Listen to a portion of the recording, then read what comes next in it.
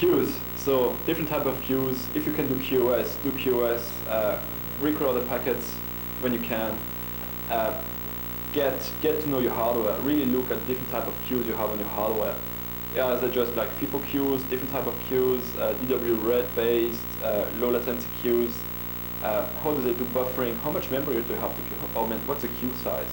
Can you just contain 10 packets? You know, and just by looking at the queue size or different queue size and type of traffic you can have, you can then revert back and say, okay, I'm not going to be able to cope with 2 gigs of traffic, but only 1.5 gig or whatever. So this is something usually people didn't used to do, and believe me, you really have to now. It's really doing traffic engineering. It's not just as simple anymore as just put more bandwidth. That was the answer some years ago to the quality of service and attacks was just hard bandwidth. It's just not true anymore, so different things you have to keep an eye on. Also, most of the, as I said in the beginning, marketing slides or marketing presentation talk like, I can support 1 billion of packets per second. Yeah, what's the size? What's the destination? Is it going to me? Is it on the forwarding path? Is it hitting the CPU? So have a look at all this kind of information nobody used to have a look at before and take it into account when you do the design. Okay, that was just the easy part about the architecture. I'm not going to go into more details. If you want more details, you know, differences between GSR, 75, 72s or whatever, we can talk about that offline. iOS. iOS is a basic operating system. It's proprietary, it's closed source, it's running on RISC. It's more a port of an old BSD than a fork, so they change a lot of things in it.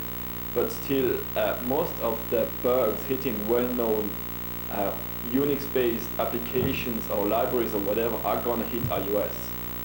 zlib hit iOS because they're using the same zlib. SSH bug because they're using a port from an old SSH 1.2.25 or 26.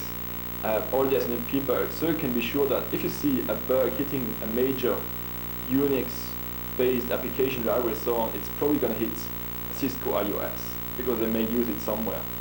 I was quite surprised, like when the telnet debug came out, that the telnet debug didn't hit Cisco iOS. I don't know why. Probably they used a different one, but still, really came out as a surprise. The format they use is the L format. All the Unix guys know. Most significant bit first, 32-bit. iOS is statically linked and strict, so you're just running strings on it. That's not going to give you any useful information. They are using IPCs. IPC stands for inter-process communications between the raw processor and the line cards on the GSR. The raw processor is really the main part of the system that keeps the system running. Line card is where the part that is dealing with all the packet forwarding and all this kind of stuff. So they're using IPCs for that. And something that is new too, people were used to have like, you run iOS on the box and you just have to have it iOS. On the GSRs, each line card is running a different microcode. And microcode are really getting complex because it's running, first of all, next to the main iOS, so it needs to be compatible with the main iOS. And also, it's going to be feature dependent.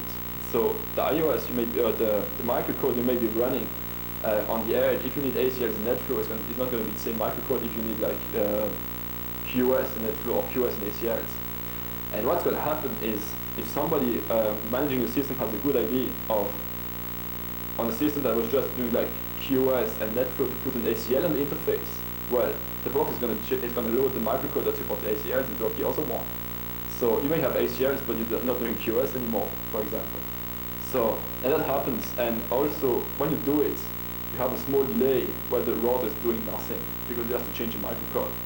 So we have seen things like, ISP during an attack, they were using like, I don't know, let's say QoS NetFlow, you're putting an ACL, yeah, cool, I'm an ACL, and they were using output ACL that you should never use. So it loaded the output ACL code and dropped the input ACL code. So that means you are just filtering to one destination, but the rest of the network was wide open to attacks. And you only realize it when you have a deeper look at it and say, yeah, microcode load is the one for the output ACLs, and you don't have input ACLs anymore. So that's the thing you usually on the hard way. Another part, I put on some slides already 2 years ago, it's an excerpt from Inside Cisco iOS from Cisco Press. it's just some details on how iOS is being designed. I was even quite surprised that they put that in the book.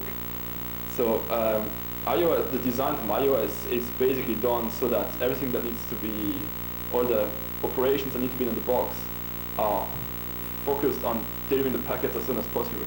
So that means there's no memory protection. Everything, that every process in the box, being it BGP, Telnet, SNMP, whatever, is running in the same space. It has all the rights. You can, if one process dies, usually the box reloads because it just keeps the memory, whatever. There's no memory protection. Everything has really the same. There's no ring 0, ring 3 level that you're using in all the systems. Really, everything is running in the same space. So they're trying to change that. I can only tell you one thing. Go to see the talk from FX on iOS. So you're going to understand when you have just, I don't know, he's probably talking about the TFTP server bug. When you just need one hole and you can just play with the box. So in the new iOS, they're trying to kind of have some memory management, memory protection systems, and also when the process dies, that only the process dies and the watchdog brings it back up, for example, it doesn't kill the whole box. But it just means that if you find a hole in one of the applications running the box, you own the box. If you manage to get in, not make it reboot because you're just overwriting too much in this type of the heap. But so they're trying to change that, and they were also looking to come up, or you have it with iOS and G. So we're going to talk about it. What helps them protect that is there is no real local tool to interact with the system while it's running. So you cannot go like on a Unix or Windows system and say copy that application onto that application. The kernel is like the Linux kernel in the beginning, a monolithic big kernel. Everything runs there. You can just FTP or TFTP an application and then say run application. That doesn't work. So you can just play around with the tools you are running on the system. So on a running system, you have a local GDB on the system, and you can GDB the kernel itself or do GDB PID and process number of BGP or any process. But usually it tends to crash quite fast, and it takes 6 minutes, or depending on the hardware, like between 2 and 6 minutes to boot again. So, I mean, I don't know how many times FX spent waiting for Cisco to boot when he was doing tests, but probably quite most of the time. So, there's also another GDB in the ROM mon. That means when the box boots, you can break it, or break the boot sequence. And in ROM mon you also have a GDB to play with, but it's way more limited, and you still need to boot some of the things and play some of the things. So you can do some playing, but don't expect like to run ADA Pro on the Cisco box. On the Catalyst, there's a special mode called Enable Engineer, where you have you need to know how to get in, but then you can really do whatever you like with the box, including breaking it completely. That means one boot again, send back to Cisco error may. And usually when you do that, you send it back, they know what you did.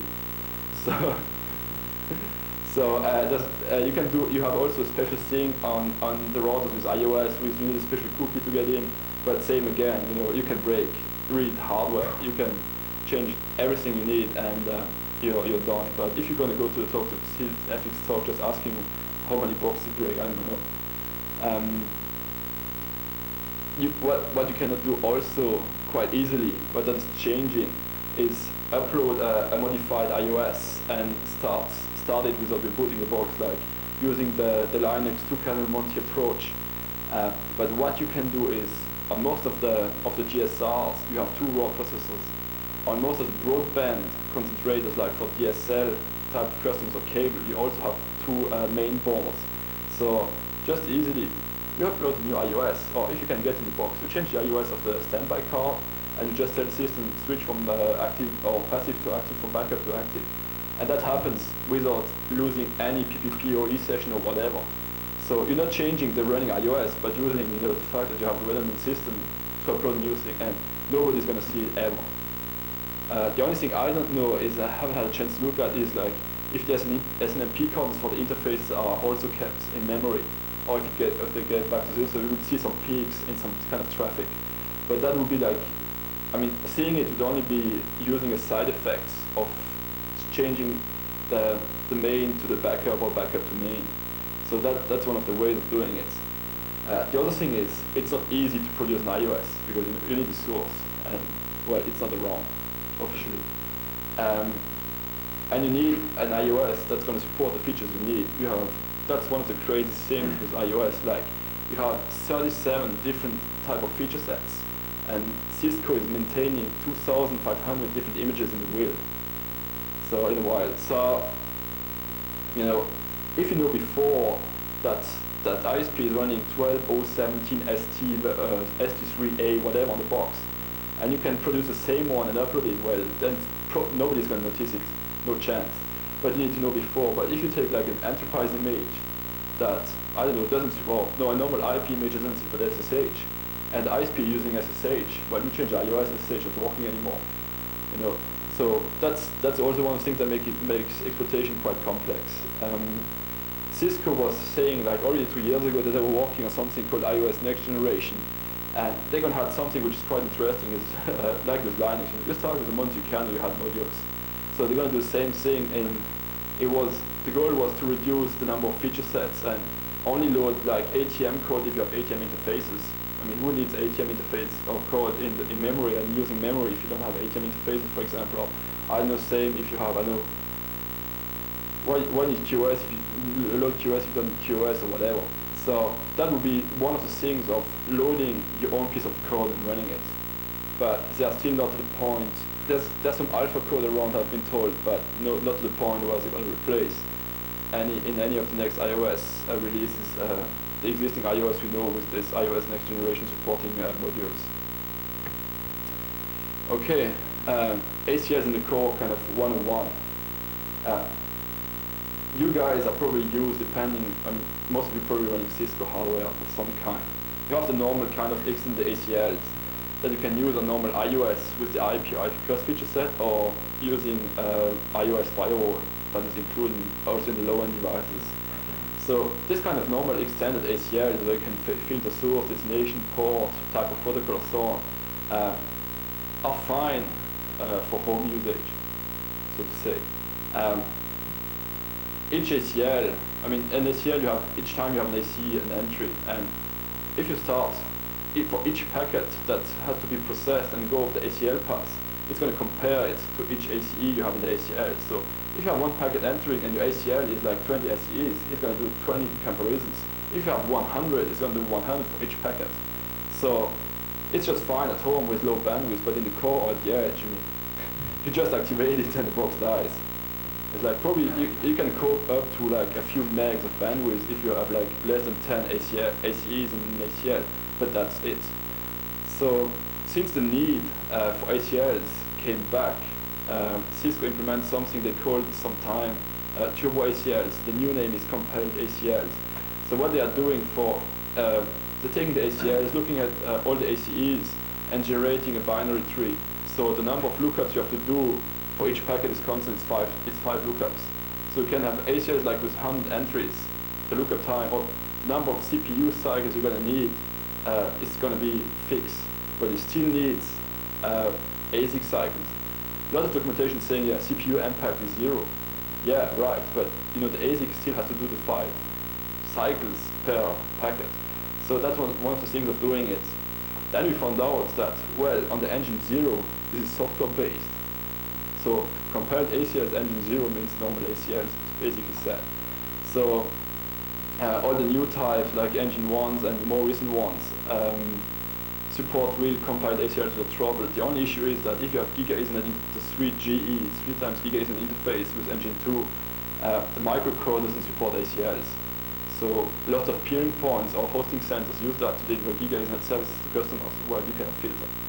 So, but this is being fixed. And as I said before, you have a big difference between using input and output ACLs on the interface. The recommendation is never ever use output ACLs. All the hardware is being designed to deal with packet entering the box, not leaving the box. So all the operations are really happening on the incoming or the ingress path and not on the egress path.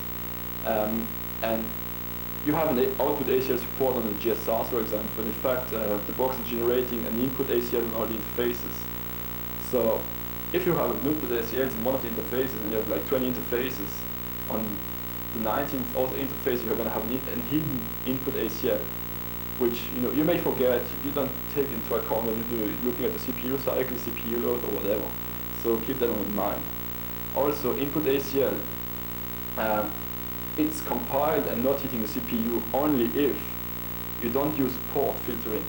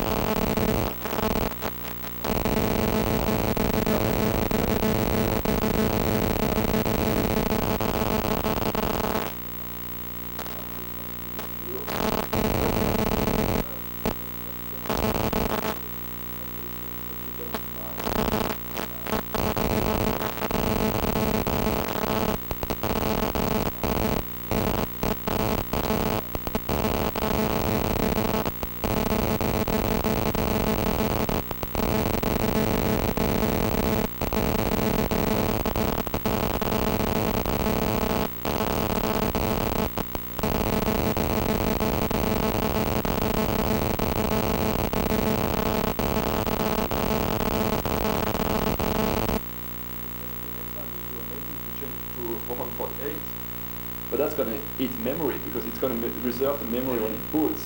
And then what happens? Oh, your BGP and your Ceph table doesn't fit anymore, and the box doesn't load anymore. So you revert back to 128, and you boot again, and you have downtime again. So people are saying, yeah, easy, just upgrade the memory on the line cards, on the engines. Well, you can't. It's fixed. So usually the 448 ACE limit, nobody can use it in real production environment. So you're really stuck with 128.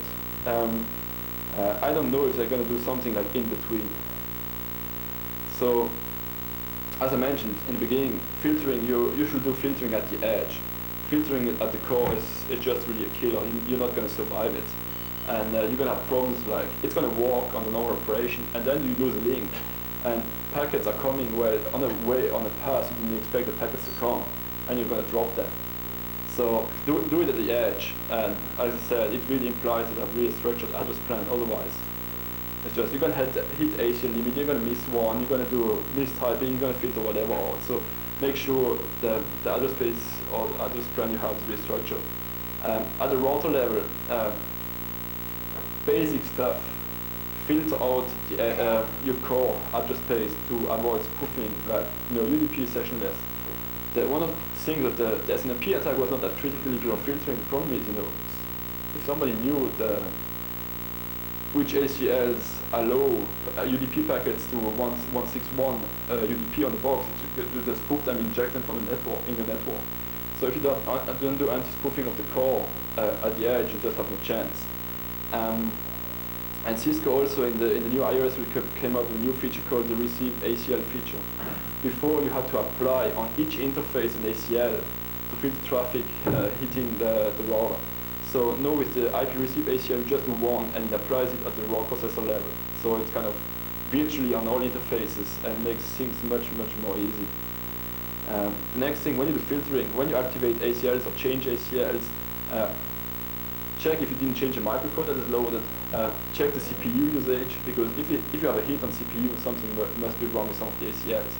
And keep in mind, you have two CPUs, the main one and the one of the line cards, and usually people are forgetting the one of the line card. Recolor the packets, if you do QoS, recolor the packets to the kind of class of service you want, and don't let people just use the best class of service from outside if they're not paying for it. Filter space to the core, and the next thing is filter the bogons. Next to blackholing them, the bogons is the IP space that are not yet allocated by RIPE, ARIN, AppNIC to customers. Well, you shouldn't see them. Harbor, or some studios in Harbor call that a dark IP space. I mean, you shouldn't see such packets, so just drop them. And there you're going to get close to trouble, because if you filter all the bogons, your core, because some customers, well, 128, is You know, you're probably gonna have 110 or whatever, so you only have 15 left. And when you need them, you know, sometimes you will have to get rid of some other ACEs, so really not easy. Okay,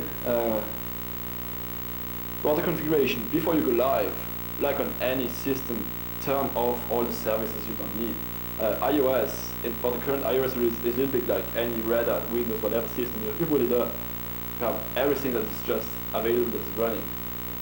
So turn off what you don't need. I have the link to some other slides that are called Protecting Your IP Network Infrastructure on the last slide. You can have a look at slides 44 and following. You have all the commands you need to turn off by default.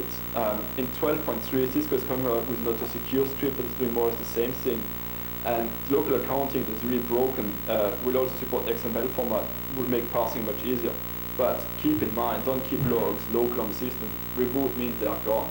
Or somebody gets in, they can erase them. So find the right mix between what you need to log and you pull off the box without killing the CPU. It means use syslog, use SNMP, but don't pull off SNMP every second or every 2 seconds. You know, usually every minute or every 2 minutes is more than enough. Like with anything on forensics, you know, use NTP to make sure. You know, there's something crazy. Usually, it's you know, you have something wrong. Okay, what's the time difference? Okay, and you just switching screens. Okay, that was 2 hours ago. That was 3 hours ago. You know, just make sure you use NTP to some extent. Run syslog on the box. If you don't run syslog, you have local buffer, but local buffer is size limited. New entries when it's full, drop old entries. So make sure you export things. Make sure that for OSPF, BGP, and everything you can generate logs when things happen. Like for BGP, when neighbor state change. For OSPF, when some like the BDRs, DRs, or whatever things change is really important. All the information in one log is gone, and when you have some problems, you just are. It's black, you know, you don't see anything, no traces. Make sure you send SNMP traps on some of the major changes, poll, but not too much. And if you can, use AAA. Use a central radius or TACAC system to do the authentication and counting.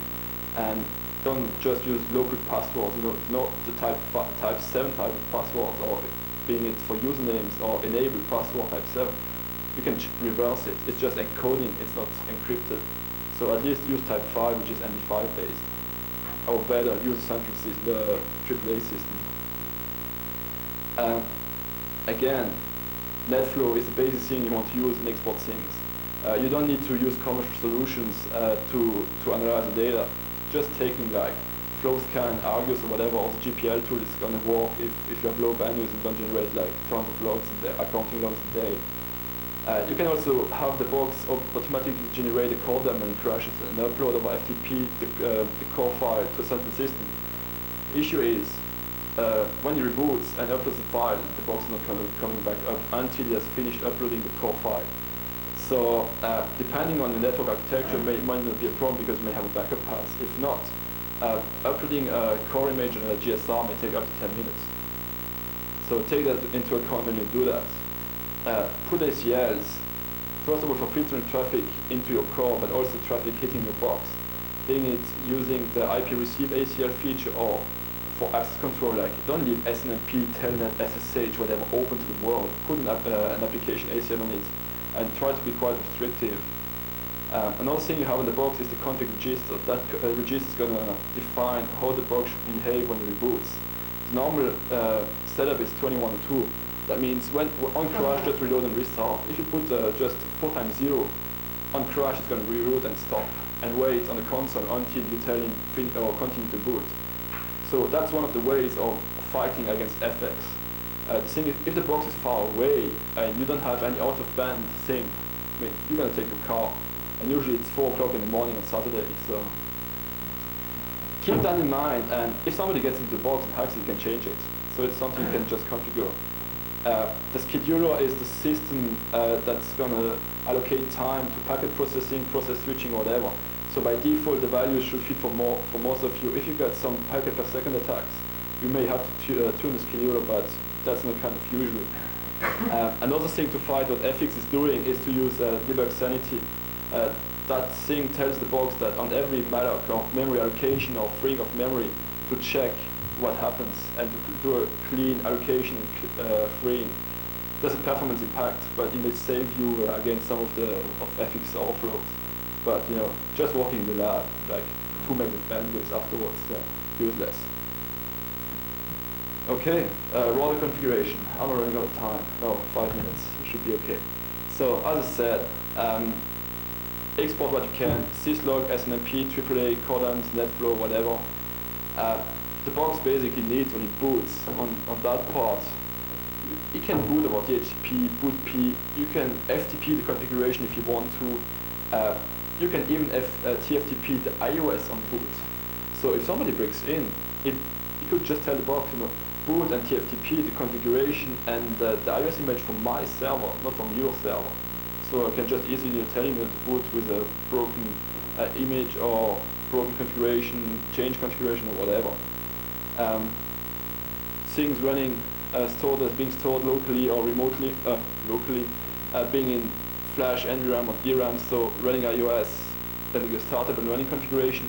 Running configuration is just it's just a copy of the startup configuration when it boots, and you can do all the changes. That means when you configure the box, all the changes happen in the running configuration, and as long as it's done right, running into startup, it's not going to be stored for the next reboot. And then on DRAM you have, as I said, all the local logs, the history, routing information. That was just kind of a generic reminder. Integrity checking, you can do a basic tripwire for routers, kind of easy. Find a central place to store the things and make sure the place is secure and not just a box sitting on the net, not firewalled, and open CDS, open a TFTP or whatever. You can use any Perl, expect, whatever type of script to get the configuration and put it into some place, do a CVS, diff, store it. You can also, if you use an SNMP read-write community, which is really not recommended, is tell from your NMS system to the box, please upload your configuration to that system. But that really means you have to open a read-write community, which you should never ever use on the system. And then check or have a look at the changes. You can do that automatically, like once a day. You know what has changed, and then report it. When you see in the log file that somebody changed a configuration, or when you get our SNMP the change configuration trap or configuration change trap or whatever, and then you can use whatever tools you have or use to, like we're using CVS, but you can use Cisco Walks, RANC, your own tools, Perl script to do a diff and find out what changes are happening. That's really a basic thing to do. There are some limitations, of course. You still have to trust the network. Most of the things you'll be running is, clear text telnet. I mean, I don't know how many of you are using SSHing into your Cisco devices or using IPsec between the management system and the Cisco devices, but probably like 90–95% are running telnet. So you have to trust the network, and you have to still trust the iOS or CatOS running on the switches or the routers. There's no Cisco rootkit yet. I mean, at least it's kind of publicly known if there's any. So you can still trust what's going on there. Keep in mind there are 2 files, startup and running, so if the guy just changes the running and you just check startup, well, okay, next reboot, he will be out, but in the meantime you won't see anything.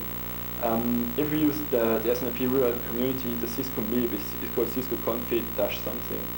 So have a look at it, and also keep copies or MD5 sums of the iOS and CatOS images, because you may change the image, and I mean, you can produce easily a file with same size, same CSC, because it's just taking CSC, and it has been well known for years that CSC32, you can get around it. So do MD5 sums of the images. When you have an incident, and that's going to be the last part of the talk, make the right decisions and make sure you took the decision like before the incident's happening. That means have an incident response process somewhere or some documentation that says you have to do that, and that. Because first of all, depending on the network architecture, I mean, you won't be able to do forensics, because if you do it, I mean, the box is gone and you don't have connectivity for quite some time. And what usually happens is with the system that the guy sees something went wrong, they just reinstall. And so all the evidence is gone, but the system is backed up, and hopefully nobody's seen that something went wrong in the meantime. So you won't have routing, forwarding. If you have some spare hardware, I mean, just change the hardware, take the motherboard out, keep the flash disks, or this kind of thing. So this is something you should have prepared in advance. I can only recommend when you connect to the box, use the serial port. As soon as you use Telnet SSH, it's going to change the environment of the box. You're going to have a new VTR, you're going to have new log entries or whatever. The side effects of using the serial or console port is really lower.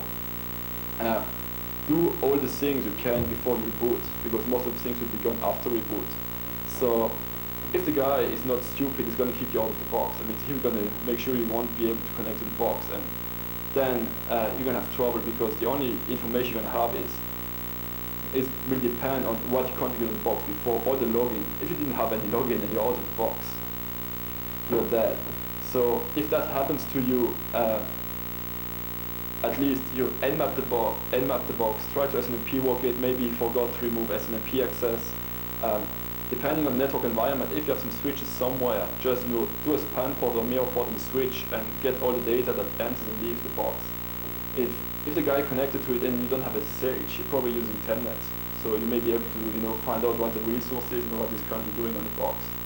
So, but that's really going to depend. If you have switches, if you just have point-to-point STM4, STM16 links, well, you're going to have a hard time doing any packet dumps. So this is not really easy. On the next page, I have some of the commands you should use to have a look or to get some data about what's going on. Same thing, when you use, I don't know, hyperterminal, CRT or whatever to connect to the box or any Unix terminal, make sure you log everything you type and everything that was on screen. I mean, how many times have you been behind a guy coming like, oh yeah, I saw that information, he tries to go up, with the scrolling bar, and wait, I only have 20 lines, and oh, the rest is gone. Too bad. So you make sure you save your session. That's really important. Don't enter configuration mode, because configuration mode is really changing a lot of things in the environment, and usually when you're doing forensics you don't need to change the configuration, so avoid doing conft or configure terminal or whatever. The other thing is, if the guy, like I said, is not stupid, he probably kick you out of the box or made sure you won't be able to access enable mode. Enable mode is like root on Unix system or administrator on Windows. You have all the rights, and the user exec mode is just a basic mode. Like you can do lots of things, you can just do some show commands, but all the key information won't be available. So most of the commands are just, half the time, the version, the copies of the configuration. Show user is going to show you who is connected. Show log is going to show you the local login. And show stack context. You're going to understand a little bit more in the afternoon. You're going to see FX talk about all the stack and memory information. Same for the processes. Show text report is usually a recommended command, because everybody's thinking it's show text report is basically a script that runs most of the commands, but it's removing all the passwords. So the password is just going to be removed. You're going to have password or SNMP community. You're just going to have community, and you won't have the real thing. So show text report is not the best thing to do when you're doing forensics, because you won't have all the information. All the password you may have changed, communities you may have changed. You have all the network information, the routes, being it IGP like OSPF, BGP, CDP neighbors. Sometimes quite interesting. CDP is the Cisco Discovery Protocol. They can easily find out, what kind of iOS is running, what kind of peers do I have. ARP, if it's a local attack, all the TCP sessions, the IPNet translations, the local netflow cache if you don't export netflow information, the currently connected SNMP users if you use SNMP registry, and so on. You also have on the file system level two kind of LSOF and file-like commands if you are used to them on Unix systems. The first one is show file descriptors. It's going to give you some basic LSOF related information, and show file information. The file name is going to tell you, it is a configuration file, it's an iOS, and so on. So if you see some strange files in the flash, well, this is the easy way to find out. The other one is for the flash memory is to take the flash card out and put it into your PC. For your laptops on Unix, there's a tool called Cisco Flash that enables you to read the Cisco Flash card and see if the guy changed some of the files or tried to hide some files. It's basically like a little bit like the FAT system. When you erase a file, it's not really erased; it's just marked as being erased. So if you didn't squeeze, delete, format, or whatever, you still have some evidence. What is recommended too sometimes in some of the forensics guide is to do debugging, like you do debug whatever, but most of the guys that have ever done any operation with Cisco device, like the debug mode is the killer one. Like you do debug IP packet details, whatever, and you press enter and say, oh, okay, probably dead. So when you do debugging, all the things you debug, gonna change it to process switching or process CPU, whatever mode. And well, if it's a low-end device, yeah, it just may crash. But if it's GSR or major raw, you're gonna have trouble because it may crash and not even reload. So debugging whatever is really kind of last resort. If you know you can just do debug all, and maybe in all the things you're gonna have all the information, you may have some evidence, but don't count on it, I would say. As I said, for memory, the buffers, the memory regions, and so on, FX is going to talk about it. You can also find out if somebody changed the default startup configuration mode by using the show boot bar. So you can see if they're still running the local information or the local configuration and iOS, or if it's getting everything from remote. That's also kind of interesting. Okay, environments. This is the most important things, but make sure you did all the right things when you did the installation. Keep the application logs and have a look at them. Everything you have in syslog, TACACS, your NMS, strange SNMP responses, whatever. Have a look at them. Also try to find out if you see some strange behaviors in the network, like side effects of the change the guy may have done. A route changing, a best path changing, all these kind of things, or different, or the type of traffic if you're doing some traffic profiling. If you have a chance to run an IDS of some sort somewhere, try to get some network traces. If you don't have access to the box anymore, use a span port on the switch, a mirror port, to get some of the things. Have a look at the network export, that's quite important. And if you happen to have inline devices or tabs for non-Ethernet things like SDH links or whatever, that's also quite useful sometimes, but it's usually you only have that when the network is small. On large scale network, you usually don't have any inline device or tab on a large scale. The general recommendation, but that's forensics in general, do really document and date everything step you did, what you did, because if you want to use that, in code or whatever, you should be able to prove what you've done, and that you didn't, change the evidence by doing the forensic stuff. And use out-of-band communications as much as you can. Most of the ISPs have out-of-band to the local routes, but not the ones sitting in New York or whatever. So out-of-band is a thing you should have, but I've seen a lot of network out-of-band is just not available. Okay, that was it. I hope I gave you I think it should be a little bit over time. An update on DDoS. So DDoS, you can protect, you can mitigate. There's no, the solution that fixes everything doesn't exist yet, and I don't think it's going to ever happen. People saying, yeah, you should secure the internet, use IPv6 to authenticate every packet, use secure BGP or whatever. That's not going to happen in the next 5 years, and it's only fixing, or HBAR is only fixing part of the problem. And the problem itself cannot be solved because in some of the countries, some of the regions, you will never able to impose like filtering at the edge for every customer, which will solve IP spoofing. So this is not going to be solved, and we're still going to have probably some hard times fighting the DDoS attacks.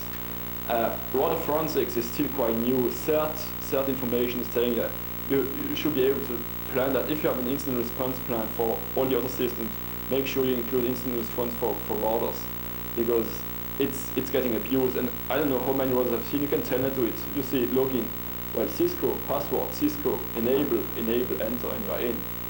Even on ISP or telco backbones. So forensics and forensics preparation or forensics readiness, what I used to call it, is really important. So I changed one slide of the presentation will be anyway online on the Black Hat's website. I'm going to put a copy probably next week on security.org, and below you have the links to the 2 presentations, and the second one, in that one, you have all the basic commands you should use to turn off the services you don't need and harden the Cisco box by default. Okay, some questions? Yeah. Do the attacking bots use the IP address, or do they do a DNS lookup, or have you seen different types? Usually, the question is, are the bots using the IP address to attack or DNS lookups? Usually just IP address, so you won't have the DNS lookup before to find out where it came from. Okay, so my point is there any defense by having a DNS server that can lie, or you have 2 IP address ranges?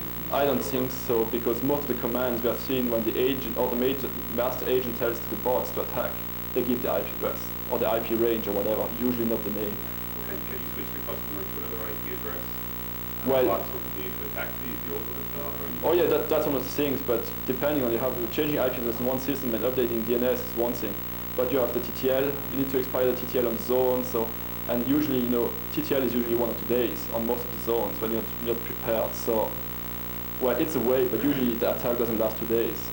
So, what would be one of the approaches, but you should have like the TTL really low, like 1 or 2 minutes, and usually don't do it. But that would be one of the ways. And the end system needs to support it. Doing it on one server is usually easy. If you have server farms with database servers or whatever, you just have no chance. Another question? Okay, if you have some other questions, since I'm running out of time, just can do that offline. Thank you.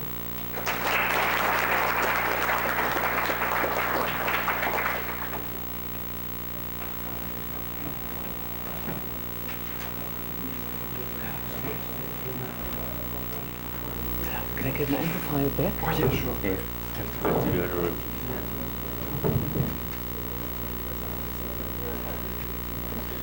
Was it okay? Yeah, it's fine. Quite sounding. Thanks.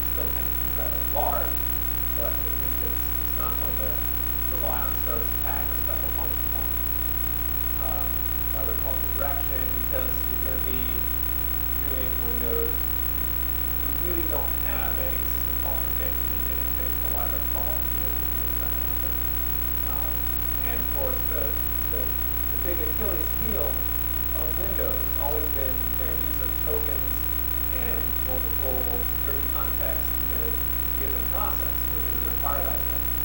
And I'm sure they're learning this slowly. But every Windows server is the same thing, really. It just threads off, impersonates a user based on username and password, or perhaps if you're using SSL, it goes to LSASS, and then asks LSASS if it can have a token. And it impersonates its sponsor thread with that impersonated token. And now for all intents and purposes, the actual thread is running as someone else, which means that when you compromise the thread, you have multiple security contexts to play with. You have your own, you have that of the primary thread, the main primary token, and you have that of every other impersonated thread in your process, all sharing the same data space. So this is not wise, but few people understand it, including the Microsoft. DCRPC exploitation is DCRPC itself. No one understands. I don't think anyone in the world actually understands that protocol, which is great for us because we live in the cracks. But in terms of the kind of security system, then probably not the best. And also Unicode string exploitation, as OS has become more Unicode friendly, they're going to definitely have different filters and stuff applying to them. It's in bold because that's the one we're going to look at today. Okay, so Unicode string exploitation. Here's the problem, which I think is common to Windows, not so much to Unix, but still in Unix, which is that you have a process, and I have IIS here because it's the quintessential Windows process, but any other server will do, and it tends to do something very similar, which is taking a string from the network, convert it to Unicode, and then pass it over via RPC to a different process. In IIS, they do DLL host. Right? There's a DLL host process running around with all the ASPs loaded, or all the DLLs loaded, like ASP or anything else you have enabled. And so the actual overflow can occur in a process that doesn't have any socket handle for you to steal, in case you want to steal a socket handle and maintain a connection. And doesn't have your original string in it anyway, because it all got converted in the first process. So, and I think probably there was a lot of confusion because initially when Unicode started becoming very popular, people would call anything that had anything to do with Unicode a sort of Unicode-specific exploit. And then you go look at it, and they were using maybe one string in memory was Unicode, but there were dozens of strings everywhere that were not. Or instead of Unicode, it was actually getting pre-converted on the client, and the client was sending a Unicode buffer. And this is what happened with, say, the locator buffer. Right? You send a Unicode buffer over, and it copies with WCS, copy, strict copy, or whatever. But you get to control every byte in the string, which is not a default filter to pass through. Okay, so we are going to say, just you're going to take my word for it, that Unicode is very popular in places that perhaps you don't know about. And as all the low-hanging fruit gets picked off, people are going to use the actual protocols that Windows supports, which natively Windows is sort of very. DCRPC is kind of the backbone of Windows. DCRPC uses Unicode. So they're going to use the backbone of Windows to do their transports. And it's not always possible to use cutesy tricks to sort of get to that back-end process, 3 processes down the line, where the actual overflow is going to be.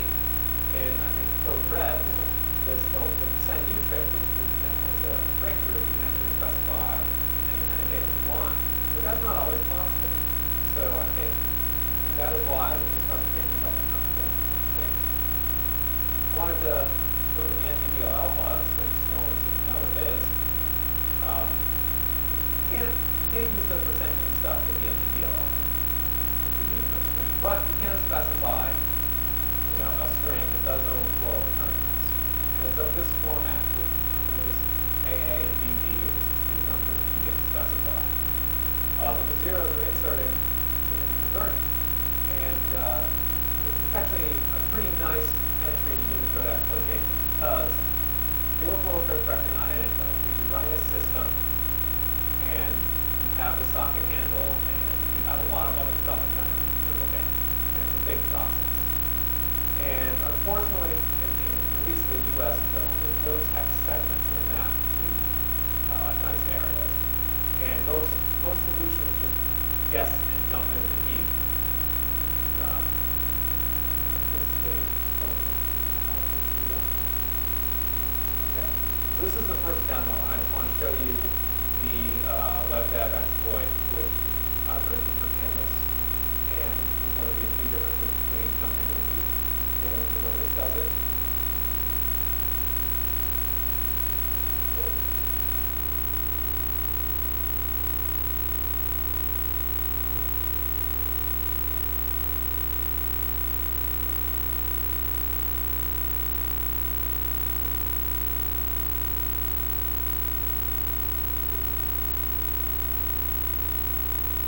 Canvas is the product I sell.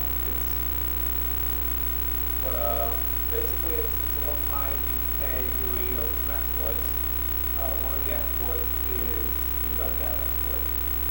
And to demonstrate what's going on, I'm going to log in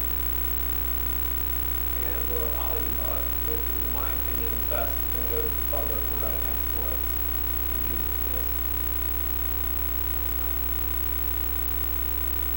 This is a Windows 2000 Service Pack 3 machine. It does not have the web dev patch on it, although there's some fun things you can do even with that patch on it.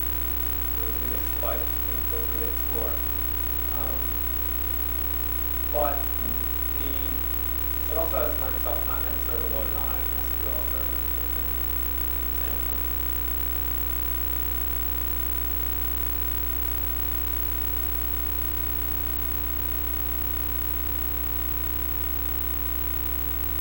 Olidebug is free, and it's freely downloadable, so you can Google it now.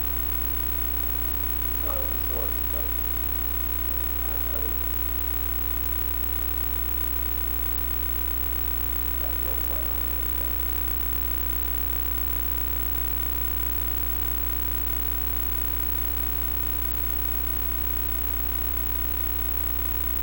It loads up all the DLLs.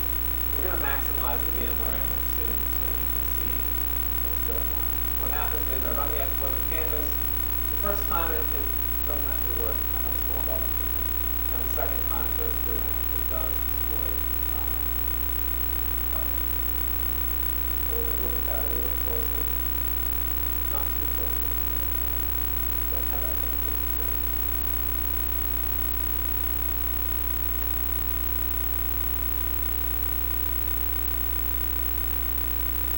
Alright, so the option I picked here, if you can't see it, it says I have multiple versions of the exploit. One is just a specific jump to the heap location for Windows SP3. One is do a brute force, which occasionally has the unnecessary side effect of shutting down the web server. And the third version is a much more reliable sort of jump location, and that's the one we're going to show you.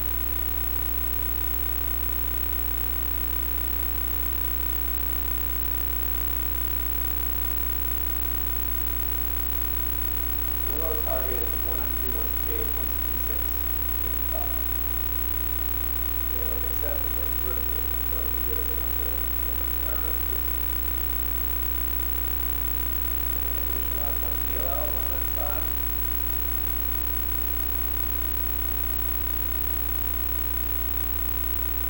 And I'm just going to spend a few seconds thinking it will disappear.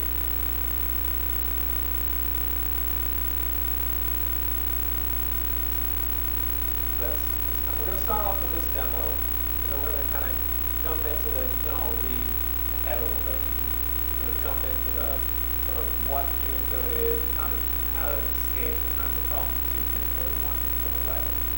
And we're going to kind of analyze a content server exploit.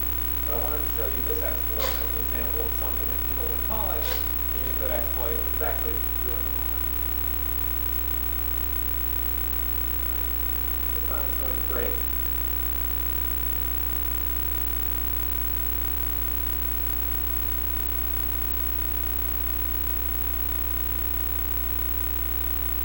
We're choosing option 3 again.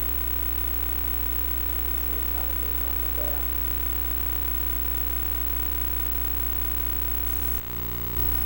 Oh, did everyone see that? Nice and big. Alright, so this is what all debug does when an exception happens. You get a little yellow button, and you can see this. This is the stack over there. This is the sort of data window where you can change displays. The top is the current thread sort of decompilation or assembly, and over there are registers. So if you look at the stack after the overflow, you see a bunch of these are pointers to our string which I've set up. And this is the magic place. Right here, there's a pointer to in the way Windows works. In C++, you say try and then catch. And the way Windows does that is pushes first a function pointer and then a pointer to a list to another function pointer. So it's called a exception handler record or something like that. So the SE handler itself is basically a function pointer that's sitting on the stack, which is a great way to escape early versions of their stack canary. But nowadays I think they've probably fixed that. So basically all you have to worry about is this is basically the return address that we've overwritten. Even though really what we've done is overwritten an exception handler and then gone all the way to the end of the stack, which we're overwriting, until an exception is caused by a segmentation violation. So we can look at what's in 5E4F, and you'll see this nice call dword pointer EAX. Alright, does everyone see that? Now, the benefit about this is the NTDLL bug is triggerable in about 80 different ways. There's a billion ways to kind of get control of NTDLL bug here. Unfortunately, most of those ways don't get you anything in EAX. But if you use the right way, the magic Dave way, you actually do get EAX pointing to your string, which then gives you a nice reliable way to take control. And I think we can you don't see EAX pointing to string right now because the exception handler moves all registers around. And I think probably service pack 4, there will be no registers pointing to anything. I think Microsoft is going to try to fix that in a little band-aid. So that's how to write a semi-reliable US build of this. And there's actually one at 004E, 004F, and 005E, 004F. So I can't take complete credit for this sort of technique, but again, more kind of put me in and call me X, and now it's kind of become semi-public knowledge. So we can shift F9, and so I can't connect back.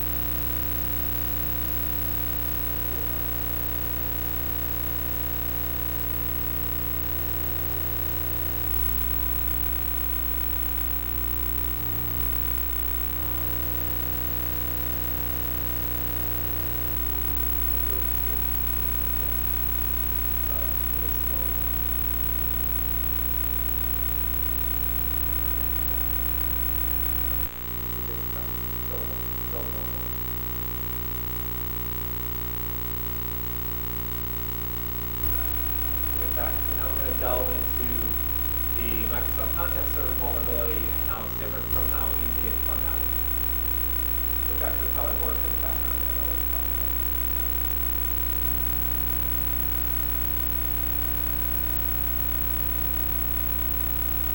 Alright.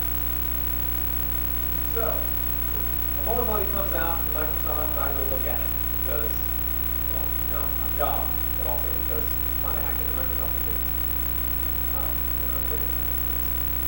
So August 7, 2002, I don't know how to pronounce his name, so I will not try to butcher it, but this announcement came out, along with 2 other ones which are actually easy to exploit and we're not going to go over. This is kind of said, yeah, this will make a good 5 minutes, and it turned into 2 weeks. But,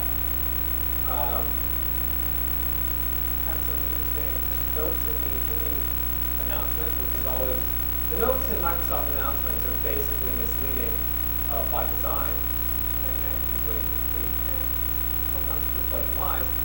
But one of the things that they do have to release something somewhat resembling a proof occasionally, so you still leave it, was that there is a buffer overrun in a low-level function that does perform user identification.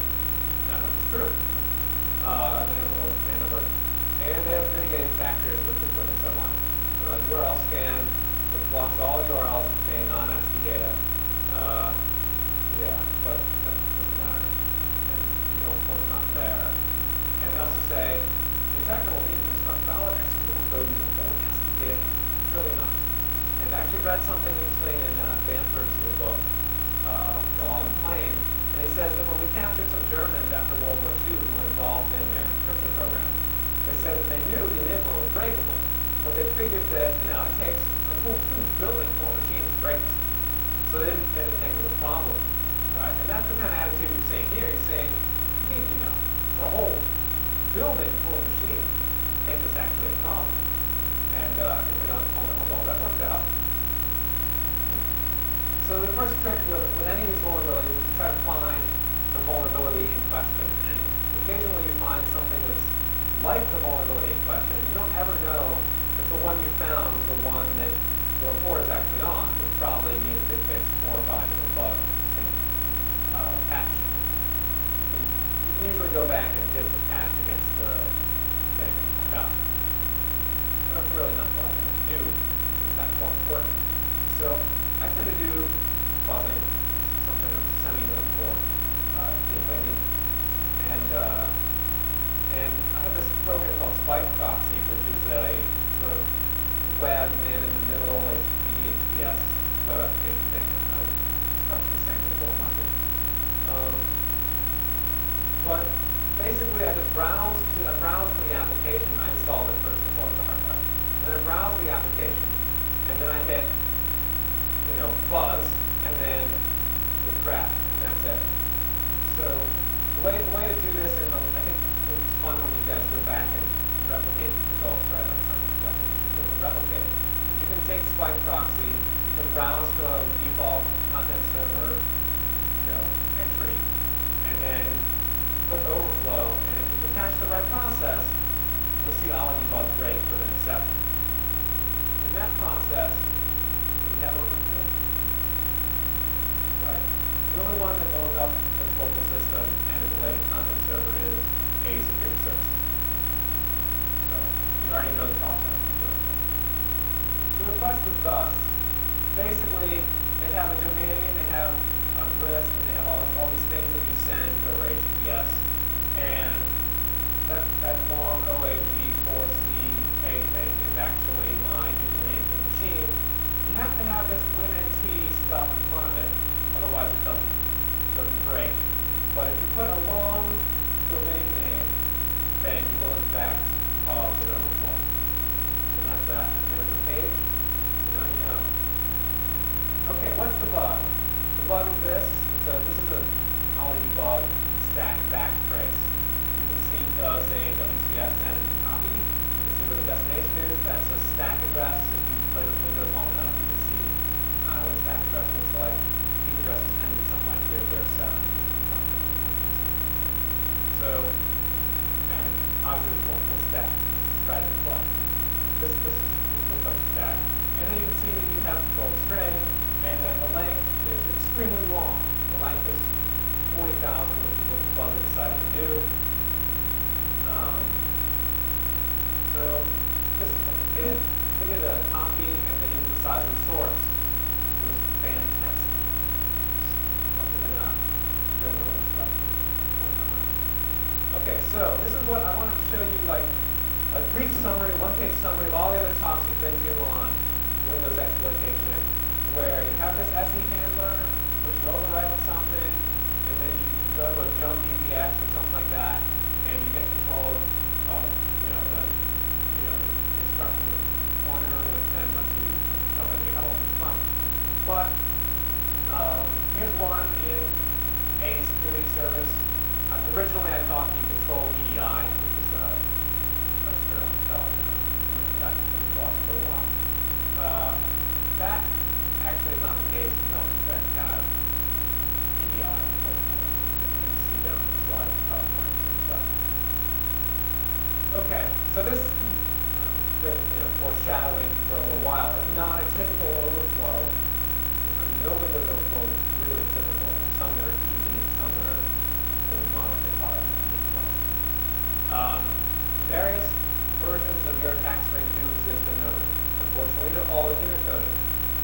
Also, unfortunately, on some service packs are Unicoded in one way, and on some service packs are Unicoded in another way. And this particular VMware box is Service Pack 3. In Service Pack 2, the problem is actually harder. So I was originally doing Service Pack 2. It's really painful. Okay, so here's, as you write an exploit, and the philosophy of how to write an exploit is really what I'm trying to show here. It's catalog your situation when the exploit happens. And if you're really, really good, you use the whole API of the program. Everything you can send to the program, you kind of look at in terms of how it affects your exploit. Like what kinds of memory can you move, can you change, where can you put other things? I mean, you don't have to just send your real shell code in the same packet that you send your attack with, right? In this particular case, I do, but a lot of exploits don't. So that's kind of the philosophy. I wanted to say these are catalog things that you have. You kind of write them down somewhere. Like we have this string at this place, this string at this place.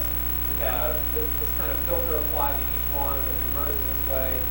This is what EIP is. This is how the stack is set up, and this is what's in various pointers. And then you start saying, well, what are the constraints that I'm going to have to pass through on this exploit? And in this case, you're like, well, I definitely know, and after playing with it for a little while, I realized you really can't get around the unicoding of this string. And there's a lot of things you cannot do. And one of them is you can write EIP over, and that's fantastic. But you can only write it over with this sort of pattern, the 00A, 00BB pattern. And they must be ASCII printable strings, and they must be, they can't be zeros, obviously, because that would end the string, and they get converted in this very annoying way. And in addition, because of the way you even get into this function, you can't use an @ sign, and you can't use a slash or a backslash or any sort of those. And the %u trick does not work, and changing the language of the HTTP request does not seem to do anything. So, for those of you who have never heard of Unicode or UTF-16 or any of these standards, you can download some fairly confusing RFCs and stuff off the net. And I actually probably post soon, this will show Unicode, which does it real simple. But basically, it's just adding a 0 to the front and restricting what you can put in. And in addition, in some conversion routines, they also change things so that if you have an OX80, it gets turned into a OXC2000110. So sometimes you have 1 byte of entry, and you end up with 4 bytes. Sometimes they tend to be quite off. You're seeing where I'm going. So, with that said, in some versions of the conversion, you don't end up with this C2 stuff, and in Service Pack 3, you never do. You always end up with 00 something something. Okay. So, this sort of restriction on where you can return to really kind of channels your efforts. And you can play some games by trying to overwrite only 2 bytes of the function pointer, and that can do some fun. But let's restrict ourselves in the way we think about this exploit to make it more reliable. Just do the comedy exception immediately, which means you're going to have to overwrite the entire return address, or the entire function pointer that you're overwriting. So even if there was a nice little call EBX or jump EBX, because it turns out that EBX is what ends up pointing to your string. Even if something like that was really nice and existed somewhere we could go, the buffer is actually corrupted as it gets processed in memory. So the beginning of the buffer, which is very common with Stack Overflow, is trashed. There's also some variables there that someone actually wanted to run into. And the place in the heap, since I've thrown, you can throw like megs and megs at this problem, but for the sake of this demonstration, we're throwing 40K at the problem. And in the heap, where we've thrown it, we have one version of the string. So you can say, hopefully at 00170001, we have one version of the string. And we can execute some instructions, but it turns out this bizarre UTF-16 string is very difficult to do without knowing that some register points directly to a known position in your string. Someone came up to me before the talk, and this happened before, I guess a lot of people's talks, they're like, well, I'm away, I released 2 weeks ago that you don't need to know about the position of a register in your string, or position of your string relative to a register. But, okay, I don't do it. So I'll look back to what else it adds. So this is in any Unicode exploit, you have to know these things. If you want to, actually in any exploit, you catalog all the things you know. And in this case, you know what registers are writable addresses. This never changes. I mean, they're pointing to different writable addresses, but they're always pointing to a writable address. And you know what registers are pointing to your string and what offsets. So, I mean, immediately you can see the inputs to make Unicode 2, which is going to be output of this whole exercise, which is a function that generates shelter. And hopefully you have the slides in front of you, but if you don't, basically there's classes of instructions that you're then going to use to generate an encoder or a decoder. And that's kind of your 1-byte instructions, so like 41 we all know is APAX, and 42 is APAX, something like that. But, I know a lot of you don't turn on Aitel, maybe not. But you have like 1-byte instructions that you can use, 2-byte instructions that you can use, which are going to start with 0, 0, and then a number, or have a number and then 0, 0. And then you have 3 bytes and 4 bytes, and if you look at your slide, it's kind of checking the ones which you have. Basically, you can use anything that has anything 0, 0, and sometimes 0, 0, something. So, obviously, Canvas has a lot of, I wanted to stop writing Windows shellcode at one point, so I realized you're always going to be writing shellcode. You just have to live with that. It's like a thread routine. But, so the Canvas does a lot of things for me. One of the things I wanted to do is be able to use this shellcode in every other Unicode exploit that comes out because, like I mentioned before, I have the profound belief that there will be more of them. And I also, on this slide, just have primitives that we're going to use to construct it. So you think of yourself as an assembler trying to construct arbitrary data, and these are sort of the primitives that you can call. You can say, I want to move between registers, I want to add and subtract contents from registers, and I want to move between registers and memory. Right? If I can do these things, I have a little machine that I can write. So this is what the finished exploit does, and I want everyone to see where we're going, because I think a lot of these talks, you kind of get lost in the middle. You're like, okay, why are we doing this now? And okay. So this is what it does. Basically, it overwrites the exception handler, you jump to the heap. Once on the heap, you run a little increment EDX thing, and you actually can only do that because you know ESI is writable. We'll get to this other stuff later. And then you jump to sort of another decoder, which then jumps to another decoder, which jumps to another decoder, and eventually you're actually executing something on the while. So how do we get control of the IP at a known place in our buffer? This is, earlier on we were like, you want to know that a register points to you, and then you want to get control of the IP and still know it. And EDX does point to a known place. It points to a known corrupted place, but it does point to a known place. So what we're going to do is we're going to increment EDX, and then we're going to push EDX, and then we're just going to return. So you can do this relatively easily. And the other problem you have is that you need to align yourself with, because you have zeros interspersed in your thing, you need to be able to execute both 1-byte and 2-byte instructions, and 3-byte, and so on. You're very carefully maintaining what alignment am I on. I need to execute some sort of no-op to realign myself as I execute this code. So here's a magical alignment program, or code. Basically, 26 has no effect on itself. So 260026 and 0026 will all end up executing exactly in one alignment. And I want to see that kind of aligned to you. You jump into a bunch of these no-ops and you become aligned. Okay, and then, if you look back there, that does say ESI has to be writable, because it does it right. Okay, so I wanted to give you a quick look at this. I think we're going to skip a couple slides here. We're going to do a demo to kind of demonstrate a lot of this. But so you have this sort of no-op, this 26 no-op, and you have 6E, which is actually going to be an alignment thing, and then you're going to increment EBX, and then you're going to have another alignment, and then you're going to increment EBX. Because you can't control that these zeros are there. Those zeros are going to get put in there for you. So even though your string originally was 26, 6E, 4, 3, 6E, this is kind of what it actually does. And once you go through that. And then it turns out that the string that you're actually executing in got encoded in a certain way. You can't use a non-ASCII printable character, C3, to return, even if you don't, there are other ways around this. And if you have the bottom of this, let's see. Okay, so we're rationalizing here. We say we know EBX is pointing at our string, but it points at a place that is crap. So we need to increment. We've done that. We've seen all that.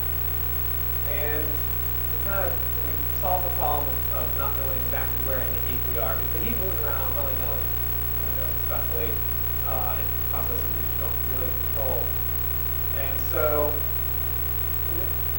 maintaining a model of the heap is going to be a big pain. So we don't really know where in the heap we are, and the no-ops align us and take care of that problem. Okay, so now we're jumping into shellcode. We have execution at a place we know enough that we can actually do the exploit. And we need to write this encoder-decoder. And the basic concepts were originally taken from Chris Anley's paper, which you can download from his website. But he actually uses a bunch of characters that we can't use, so we had to change a lot of that. And here's how I wrote this encoder, which is to create this little loop, which actually is not a loop because it gets completely linearized. And it kind of just adds this button. You can see the instruction that it does. It uses these primitives, which in the program itself are a dictionary. They're a hash table, if you will, of sort of the instructions you're allowed to do. And so it sort of assembles it as it goes along. And what you're doing is you're maintaining sort of one register as a counter, which is going to be your data that you're going to put into memory, one byte at a time.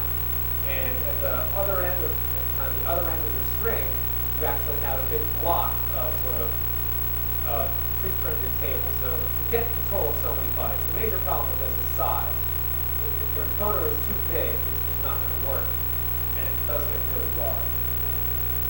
So line on line, we've all went through. Started out with pushes and pops, which you can all see. We want to do also, one of the primitives that I missed in the original list was setting a register to a known value. And this is how you do that. Push it, keep popping. It's all very standard.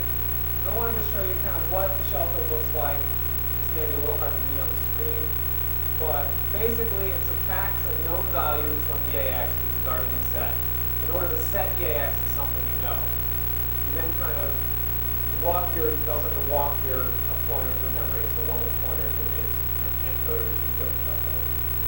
And at that point, you kind of add what you're pointing to what you have. So if it's a 0, you add whatever's in AL to 0, and that's going to be the value. But if it's not 0, you have some options. So you can try to play little games with the actual stuff in memory to optimize the size of this encoder. So the issues that you're looking at, Windows shellcode, parsing that PD header like I mentioned, and I think LSD has some public code that does that. Red Colon has some code.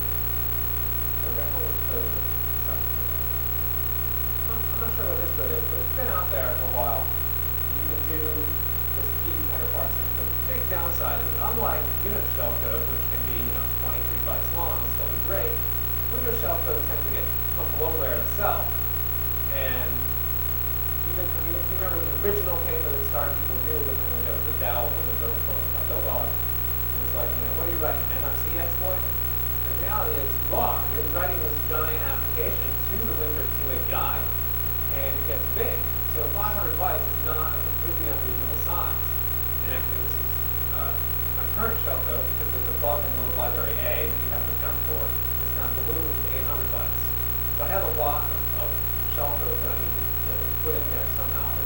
reliable.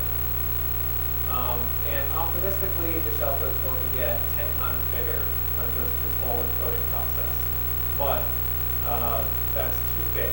There's not enough space on the stack. And stacks, even though they tend to be similar sizes, they're not always the same depth, basically, think about it. And you don't know if you're going to have enough room for that. And you can only subtract rad so much because you can only use certain characters. So sometimes you're playing wraparound games with EAX to try to get it to be the right value. You can't do certain numbers like OX 40 because you're not allowed to use an @ sign in the string, or 5C, 4C, or any of these. Anyway, so I have this on my. If you go to my Canvas webpage, which is Vivisection/Canvas, you can download a nice new version of Making Eco 2 that you can run with any Python, and you can convert any shellcode into this nice format, which we're going to do a demonstration of soon. So the annoying thing about this is to crush this down, crush it down even farther, you have to write a second stage, which is going to actually go search through the heap and find your real shellcode, decode that, and then I have another decoder on top of that, which runs the shellcode. And this makes it all a big fun game. And you're playing games with the sizes here. And as you stage up, you're in a bigger space, so you're kind of growing, you get bigger and stronger like the whole. Okay, so you're never just screwed. And this is the important lesson that the Microsoft technical writers know but don't want to know.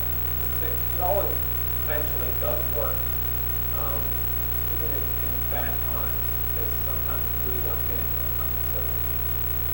So we'll do all the things we have to do. We're going to start at 1701 because that's where the heap is, and we know that we're there somewhere. Okay, so if you've gone through this whole process and you've done, this took me 2 weeks, so you're getting a compressed thought process, and you've tried a few other things. But the decoder and all the decoders are going to go hunt through the heap and find the actual shellcode and eventually return you a shell. And after this conclusion, we're going to go do the demo. So that's also exciting. But I think the main thing you can learn is that UTF-16 should not be a problem for you if you have some spare time on your hands. The exploit has one hard-coded value. In Windows, this is considered decent. Embarrassing, it's still decent. And it's easily adapted to other overflows of this type, which I believe there are many, but that remains to be proven by the public, at least. And you can find, this is my webpage. If you don't know how to find it, you can Google it. But that indeed is what it is. My pretty picture. Okay. Now we're going to do some demos and do some Ollie debugging.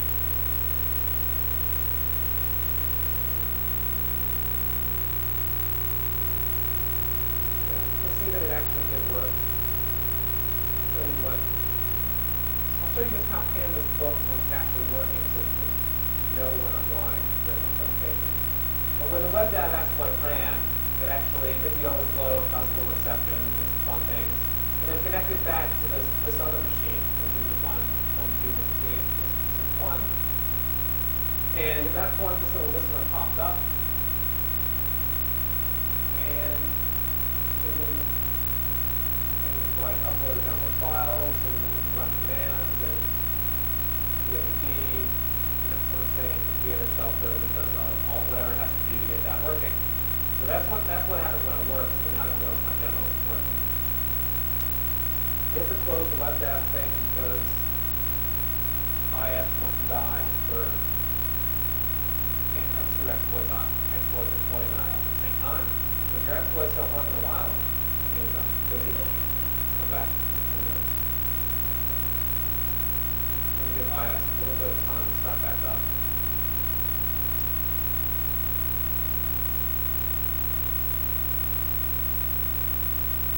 Okay.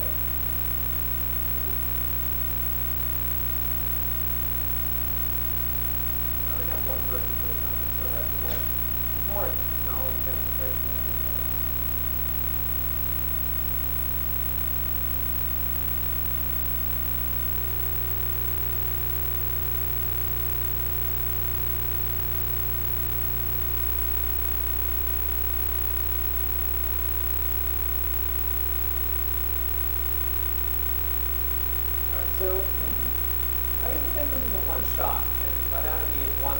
only get one chance to try it out, and the process would die, and you would be able to get in. But for some reason, it's not on SP3, and it gets restarted nicely every time you try the exploit. So that's adding to the reliability of this exploit. We're going to attach to it.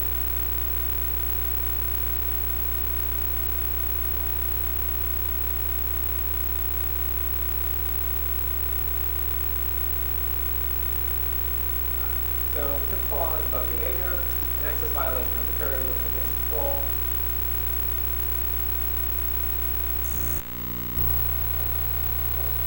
Okay, so this is what you're faced with when you actually do the thing. And it's a Unicode string, all debug is great because it tells you what pointers to reference and kind of prints them out for you. And initially you're like, well, EDX is pointing at me, and ESI is pointing at me, and there's a few other things pointing at me. Maybe it won't be so hard. And you kind of do a search looking for other versions of your string, which I'm not going to do now, but you can load up the memory map and do a search. And you won't find any versions of your original ASCII string. And this is when you start going, maybe not as easy as I thought. And if you look at the stack,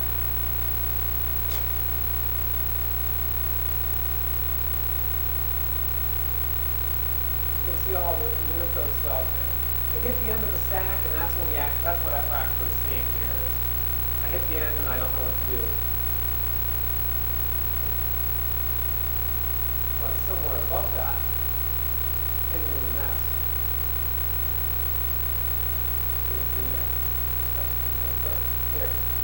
Okay, so at a known place in our string, the exception handler pointer is going to be. We don't really care about the next record because as far as we're concerned, there is no next record. We don't return from this. And that right there is the address we're going to go to. I'll show you what it looks like in the dump. It looks like this. And even if it hadn't been perfectly aligned for us this time, if it's been like we go to 170002.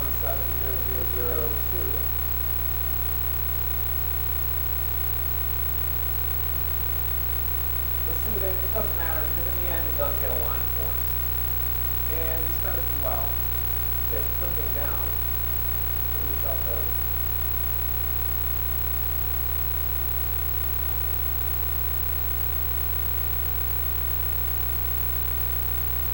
Each shellcode does get you updated, but it doesn't seem to matter to it. Which is so darn much.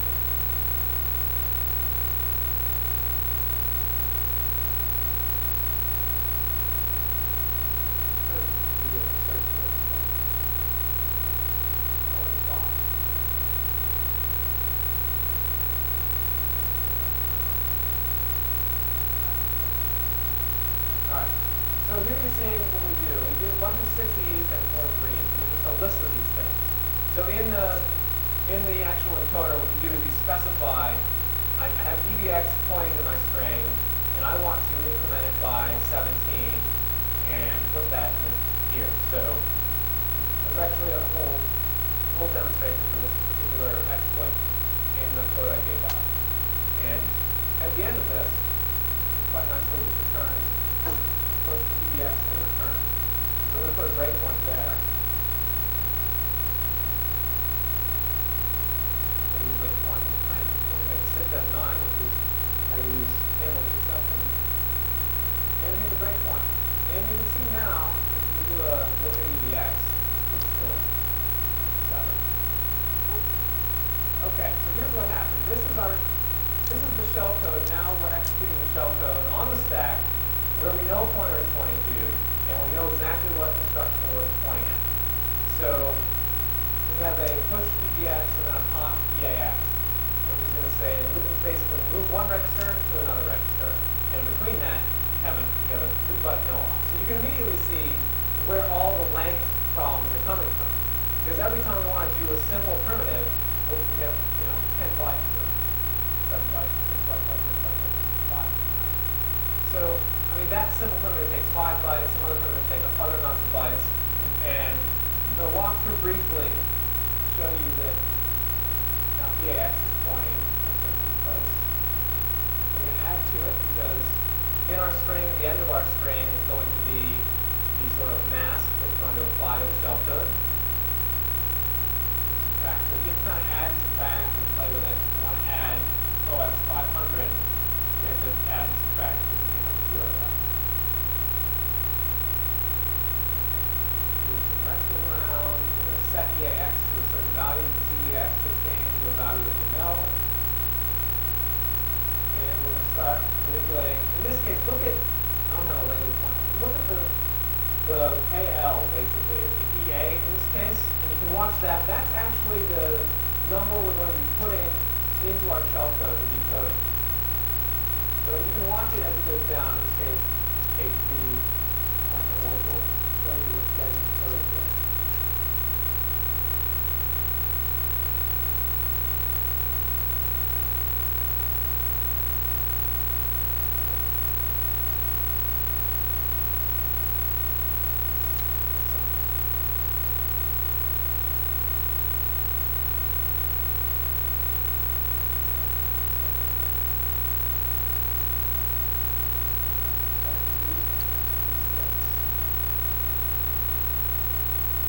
So you can see this is the mask, this is the sort of shellcode before it's been decoded. And you see all these ones, which are basically just placeholders. And then in some case, the zeros are there as well. And we're going to watch this kind of step through and change that shellcode to be what we need it to be. Where you see, say, a 7.4 or a 7B or something, the encoder realized that it could save some space by just skipping that particular byte because it could just put it in there. So as we step through, you can see it kind of changing what that shellcode is. And it's disassembled here. So that's the actual, what you're seeing over there in the disassembly is the actual search code. It's going to search through the heap to find the other code, and it's going to decode that little code. So you can see the bytes scrolling by as it does this, which is a problem. Ideally, with an exploit like this, you should have multiple encoders